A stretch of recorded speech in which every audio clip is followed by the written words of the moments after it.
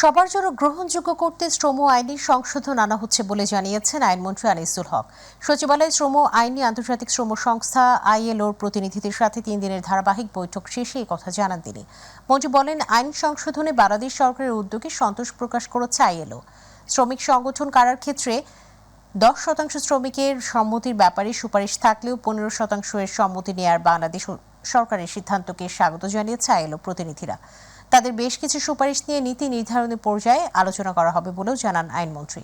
আমি মনে করি যে আমাদের আলোচনা ফলপ্রসূ হয়েছে এবং ILOর আঙ্গিকটা আমি বুঝতে পারছি।